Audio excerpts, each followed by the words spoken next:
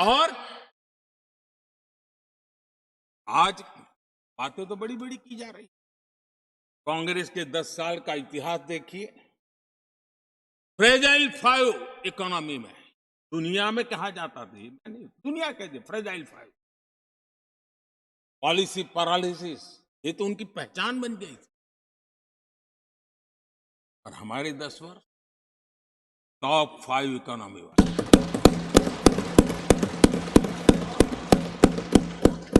हमारे बड़े और निर्णायक फैसलों के लिए 10 साल याद किए। आदरणीय सभापति जी, हम उस कठिन दौर से बहुत मेहनत करके, सोच समझ करके देश को संकटों से बाहर लाए हैं। ये देश ऐसे ही आशीर्वाद नहीं दे रहा है। आदरणीय सभापति जी, यहां सदन में अंग्रेजों को याद किया गया। Unbecoming conduct. Please continue. No please please. आदरणीय सभापति जी, इस सदन में अंग्रेजों को याद किया गया। अब राजा महाराजाओं का तो अंग्रेजों के साथ गहरा नाता रहा था उस समय। तो अब मैं जरा पूछना चाहता हूं कि अंग्रेजों से कौन इंस्पायर्ड था।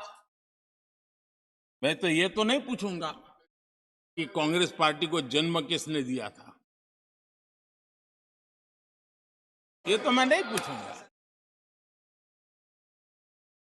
आजादी के बाद भी देश में गुलामी की मानसिकता को किसने बढ़ावा? अगर आप अंग्रेजों से प्रभावित नहीं थे तो अंग्रेजों की बनाई दंड संहिता, पिनल कोड, आपने क्यों नहीं बदली? आदरणीय सभापति जी, अगर आप अंग्रेजों से प्रभावित नहीं थे तो अंग्रेजों के जमाने के सैकड़ों कानून क्यों चलते रहे? आप अगर अंग्रेजों से प्रभावित नहीं थे तो लाल बत्ती कल्चर, ये लाल बत्ती कल्चर इतने दशकों बाद भी क्यों चलता है?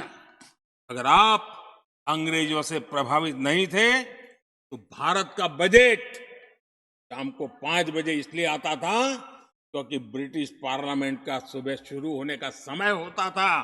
ये ब्रिटेन की पार्लियामेंट के समय के अनुकूल शाम 5 बजे बजट की परंपरा क्यों चलाए रखी थी आपने? कौन अंग्रेजों से इंस्पायर था?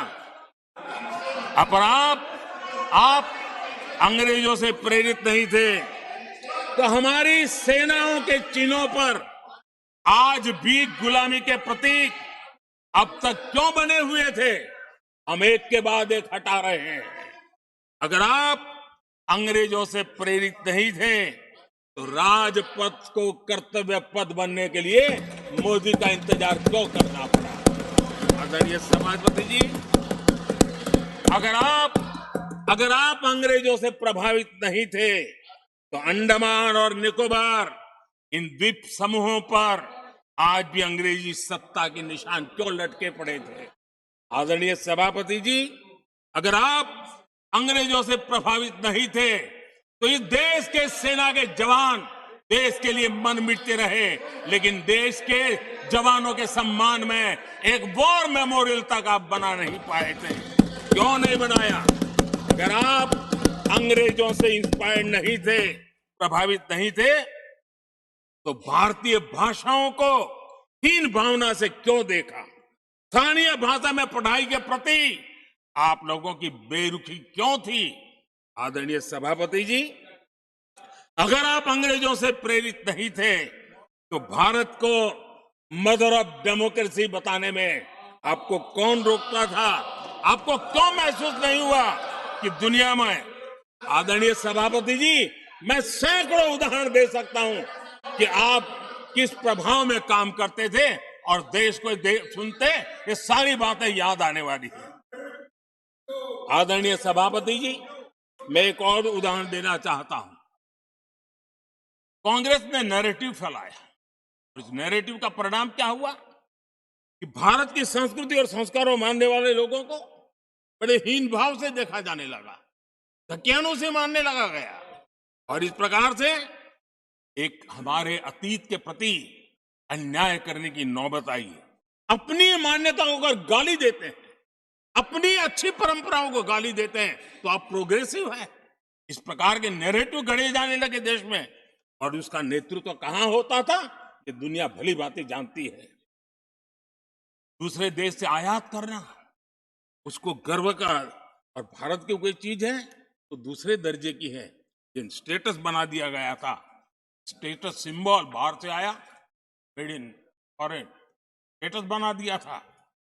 लोग आज भी वोकल फॉर लोकल बोलने से बच रहे हैं। मेरे देश के गरीबों के कल्याण का काम हो रहा है। आज आत्मनिर्भर भारत की बात उनके मुंह से नहीं निकलती है। आज मेक इन इंडिया कोई बोलता है कि पेट में चूहे दौड़ने लग जाते हैं। आदरणीय सभापति जी, देश ये सब देख चुका और अब समझ भी चुका है, और उसी का परिणाम आप भुगत भी रहे हैं। आदरणीय सभापति जी, राष्ट्रपति जी ने अपने अभिभाषण में विस्तार से चार सबसे बड़ी जातियों के विषय में हम सबको संबोधित, युवा, नारी, गरीब और हमारे अन्नदाता।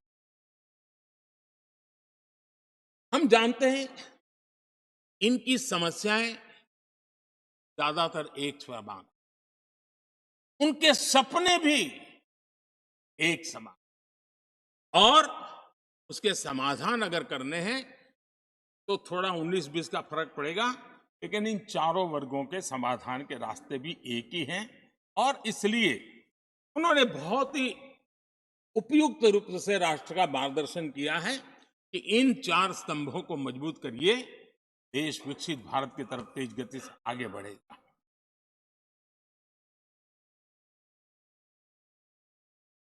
आदरणीय सभापति जी, अगर हम 21वीं सदी में हम विकसित भारत के सपने को इसी सदी में 2047 तक स्वीकार करना चाहते हैं तो 20वीं सदी की सोच नहीं चल सकती। 20वीं सदी का स्वार्थी एजेंडा, मैं और मेरा वाला जो खेल है ना, वो 21वीं सदी में देश को समृद्ध नहीं, विकसित भारत नहीं बना सकता।